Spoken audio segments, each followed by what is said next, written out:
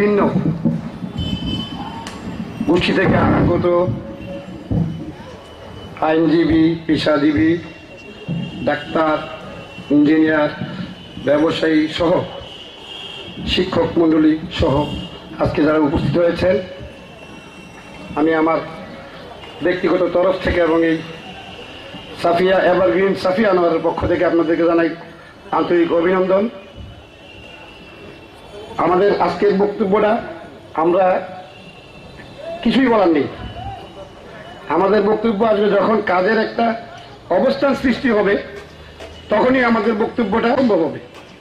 যেখানে আমাদের অত্যন্ত ব্যস্ত মানুষ ডক্টর আমিনুল ইসলাম স্যার, যিনি আমাদেরকে গত 6 মাস নিরলসভাবে আমাদের এই কাজটাকে সুন্দর করার জন্য, ভালো করার জন্য উনি দুইবার কুমিল্লা এসেছেন। কুমিল্লা ভিজিট করে এই সাইডে এসে যথেষ্ট সময় দিয়েছেন।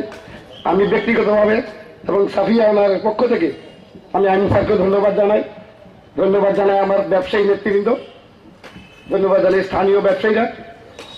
বিশেষ করে আমার এই ভূমিটাতে আমি যাদের কাছে অত্যন্ত বেশি কৃতজ্ঞ, যেটা আমার স্বপ্নের বাইরে ছিল, যে কোরবানি ঈদের 2 সপ্তাহ আগে আমি হাতিবুল্লাহ খোকন ব্যবসায়ীদেরকে অনুরোধ করেছিলাম যে আপনারা যদি একটু তাড়াতাড়ি করেন তাহলে আমার পক্ষে খুব দ্রুত কাজ শুরু করা সম্ভব হবে। আল্লাহর অশেষ মেহেরবানি, আবু ভাই এবং নুরুদ্দিন ভাই তারা দুইজন অত্যন্ত আন্তরিকতার সাথে আমার কথাগুলা মেনেছেন এবং ব্যবসায়ীদেরকে নিয়ে বসে, এটা আশ্চর্যের মতো ব্যাপার যে কোরবানি ঈদের 2 সপ্তাহ আগে আমার এই ব্যবসায়ীরা এই জায়গাটা ছেড়ে দিয়েছে আমাদেরকে।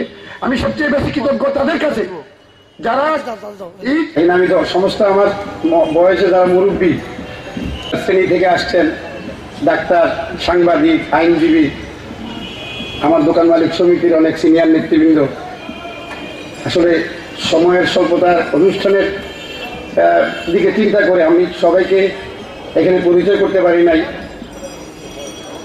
মঞ্চে আসতে পারেন নাই, কিন্তু আমি বিশ্বাস করি দীর্ঘ 20টি বছর আপনারা আমাকে নিজের ছোট ভাই সন্তানের মতন করে আদর করেছেন, পাশে স্থান দিয়েছেন।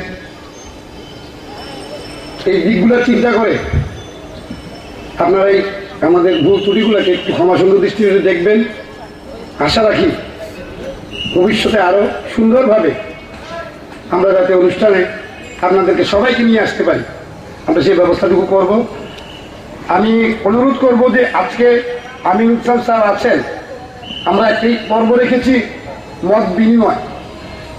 এই বিল্ডিংটা কিভাবে কোন পদ্ধতিতে কি কি কারণে এটা মানে হবে, কি হয়ে গেলাম যে সুজাবাসা মসজিদকে কেন্দ্র করে একটা মানে রবীন্দ্রনাথ ঠাকুর একটা বই লিখেছে, এটা আশ্চর্য হওয়ার মতো। স্যার আমাকে অটেস্টেড করে দিয়েছে বইটা, এটা আমার কাছে আছে, স্যারও বলবে। তো সবাইকে ধন্যবাদ। আন্তরিকতার সহিত ব্যাংকার থেকে আরম্ভ করে সবাই আপনারা আন্তরিকতার সহিত দুপুরে এসছেন, আমি সবার কাছে কৃতজ্ঞ।